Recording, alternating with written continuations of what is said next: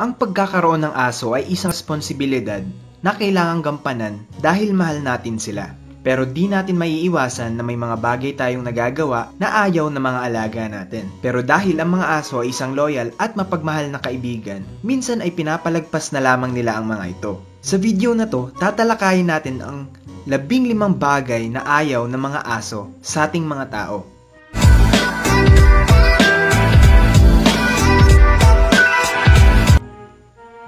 Minamadali sa kanilang pagdumi. Ang mga aso pag tinatawag na ng kalikasan at naglalabas ng sama ng loob ay gusto nilang sulitin ang oras na to. Gusto rin nilang magkaroon ng oras para tumuklas at amuyin ang kapaligiran. Kaya wag mo silang madaliin. Pagkulong.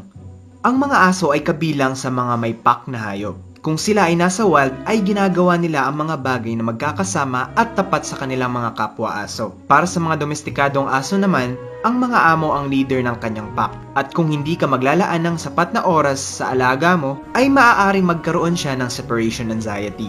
Siguraduhin na bibigyan mo siya ng sapat na atensyon sa abot ng iyong makakaya. Kung busy ka naman sa trabaho at walang ibang mag-aalaga, pwede mo rin siyang dalhin sa mga doggy daycare para makapaglaro at makapag-socialize siya sa ibang aso habang wala ka. Maling oras ng paglabas. Siguraduhin mong alam mo ang katangian ng aso mo o ang breed nito. Kung masyadong mainit ang panahon o kung sobrang lamig naman sa tinitirhan mo, maaaring hindi ito ang magandang oras para palabasin ang alaga mo. Minsan gusto nating mga tao na maglakad kasama ang mga fur baby natin tuwing hapon. Pero minsan, masyado pang mainit ang semento sa daan na nakakasakit sa paws ng aso mo. Maling pagputol ng kuko. Ang pagputol sa kuko ng sarili mong aso ay nangangailangan ng matinding kaalaman. Pero kung hindi ka talaga sigurado, mas magandang ipatrabaho na lang natin ito sa mga biyasa. Dahil kung puputulan mo ng kuko ang aso mo ng sobrang ikli, maaaring tamaan mo ang kanilang blood vessel na matatagpuan sa kanilang kuko na maaaring makasakit at sobrang delikado para sa mga aso. Pag sobrang haba naman ng mga kuko nila, ay nakakasakit din ito sa kanilang paglalakad. Paglihis sa schedule. Ang mga aso ay mga creature of habit. Sila ay sanay sumunod sa mga nakasanayan at inaasahan ang mga gagawin sa tiyak na oras. Subukang gumawa ng regular schedule kagaya ng oras ng pagpapakain hanggang sa oras ng paglalaro.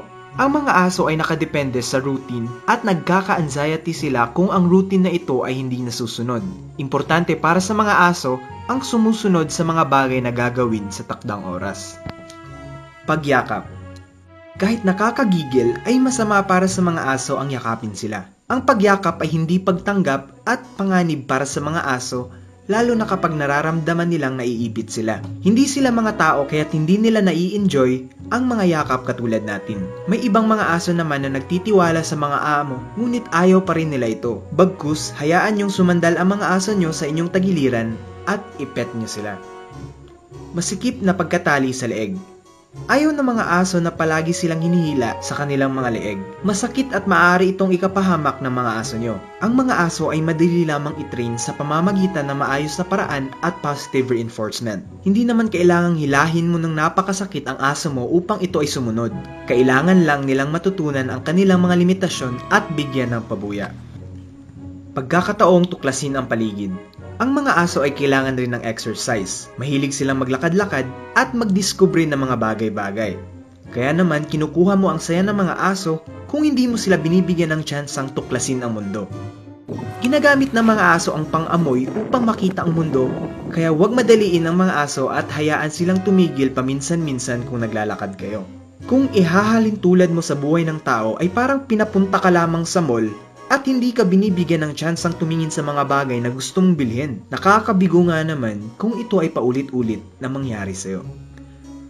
Pagpapaligo.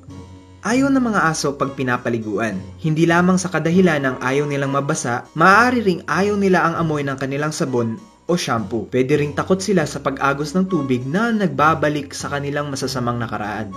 Makaka-adapt naman ang mga aso kung mabibigyan mo sila ng pasensya at pagpapalakas ng kanilang loob. Paghingi ng tawad. Akala ng karamihan sa atin ay alam ng aso ang mga ginagawa nilang mali. Pero ang katotohanan ay hindi sila nakakaramdam nito. Kung kinagat man nila ang mga sapatos o kaya'y pinutol ang mga halaman nyo. Naniniwala ang mga eksperto na hindi nakakaramdam ng komplikadong emosyon ang mga aso katulad ng konsensya o hiya. Nagre-react lamang sila base sa body language at tono ng iyong pananalita. Sila ay natatakot at nalulungkot lamang sa tuwing pinapagalitan niyo sila. Sa halip na pagalitan, paglaanan natin sila ng oras upang maitrain at maturuan sila. Pagpapadamit sa aso mo. Huwag mong bilhan ng damit ang aso mo para lang magmukha itong astig o mas cute.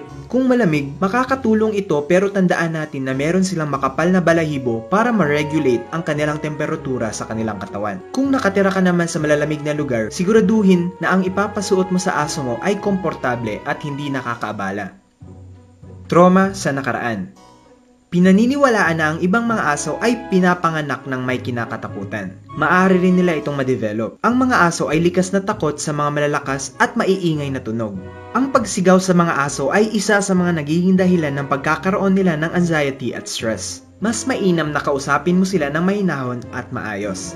Makakatulong rin ang pagbibigay sa kanila ng mga treats para sila ay mabuhayan ng loob. Takot rin sila sa mga fireworks at mga kulog. Mainam na ipwesto mo sila sa mas tahimik na lugar para sila ay mapanatag.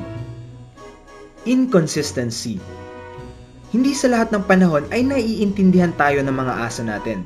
Kaya importanteng consistent tayo sa paggamit ng utos at gesture force. Ngunit ang ibang miyembro ng pamilya ay gumagamit naman ng iba't ibang pamamaraan. Nahihirapan ang mga asong matuto sa mga gusto nating ipagawa sa kanila. Kaya naman gumamit ng iisang hand signals at verbal na utos at iwasan ang paggamit ng mixed signals dahil nalilito lamang sila nito. Panatilihing simple ang mga ito. Ang mga aso ay kayang sanayin sa lahat ng bagay. Tandaan na hindi nila naiintindihan ang wika ng mga tao kapag gumagamit ka ng marami at mahahabang salita. Gumamit ng mga gesture at body language sa pagtuturo. At yan ang 15 bagay na ayaw ng mga aso sa ating mga tao. Kung dog lover ka, huwag kalimutang i-like ang video na to at siguraduhin mag-subscribe at i-click ang notification bell para di mo ma-miss ang mga future videos namin. Thanks for watching! See you!